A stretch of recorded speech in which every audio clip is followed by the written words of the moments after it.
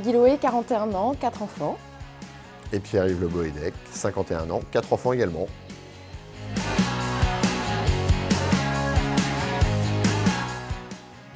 Il y a 8 ans, en décembre 2013. Et on a rejoint la famille Icsina en rachetant un magasin qui était existant à Vannes.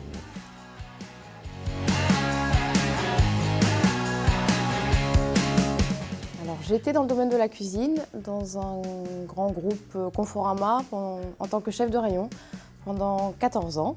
Et sur la fin, dans le développement de la cuisine, notamment avec notre fournisseur principal qui est Nobilia.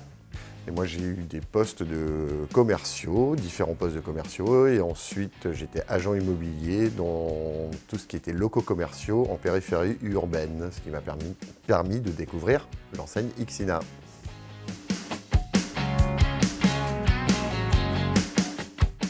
Alors je voulais absolument monter un magasin de cuisine. Et Pierre-Yves était dans le développement commercial. C'est ça.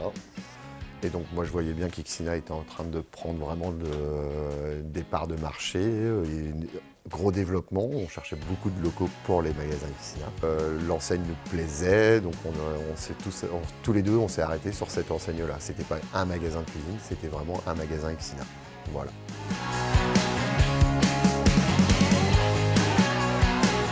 Alors on est complémentaires totalement. Moi je suis plutôt sur la partie commerce, Pierre-Yves plutôt back-office. Ouais, il y a deux aspects. C'est un aspect que Gaël cherche toujours à faire du chiffre, c'est vraiment son obsession. Et moi je cherche plutôt aussi à être plus qualitatif aussi au niveau des pauses, au niveau des livraisons. Enfin, donc du coup, c'est un mix qui fonctionne plutôt pas trop mal.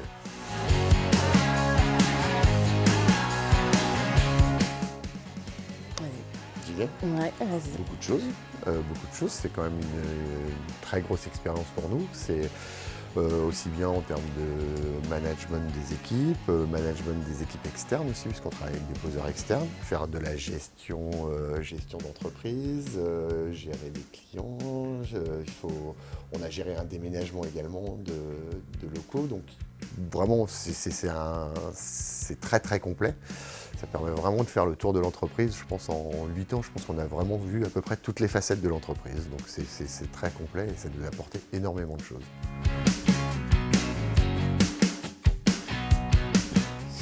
Pas mal.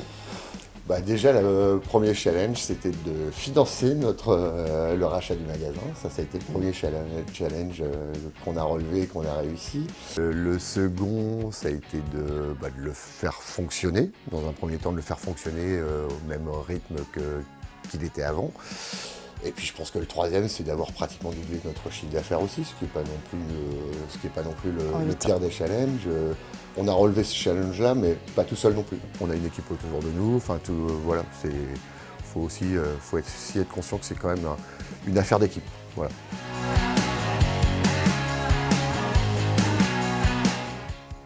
Alors on est allé faire un mois de formation à l'école de Montpellier. La formation vendeur. Ensuite, on a fait une semaine de formation pour les franchisés. Et après, on a eu un accompagnement en fait quand on a repris le magasin. Donc ça y est, on était dedans. L'animateur est venu en fait nous accompagner pendant une semaine et puis quelques jours par-ci par-là quand on avait des demandes. Et également, les autres franchisés nous ont beaucoup apporté. Moi, j'ai beaucoup fait appel aux autres franchisés. Je les appelais régulièrement. Comment tu fais, voilà. C'était Beaucoup d'échanges. Ouais.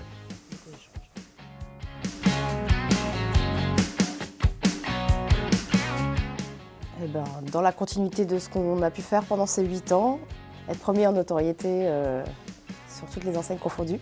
Et puis continuer à vendre nos cuisines, à satisfaire nos clients. Ça reste dans la continuité aussi, mais c'est notre objectif, parce que je pense que c'est comme ça aussi qu'on développe notre chiffre d'affaires et qu'on le consolide.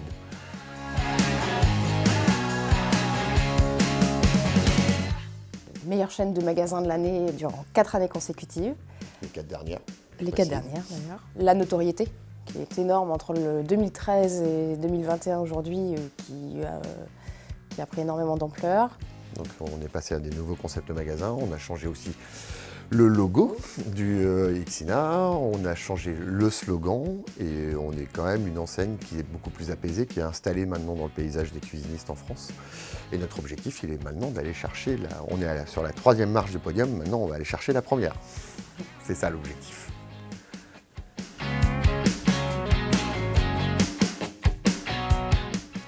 Pas grand-chose, moi. Des détails certainement, Ouais. dans la globalité, sûrement pas.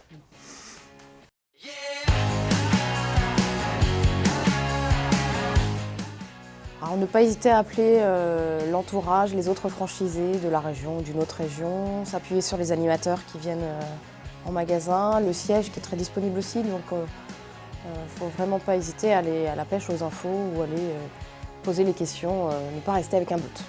Et oser, pour nous, ça a été une expérience très favorable, très positive.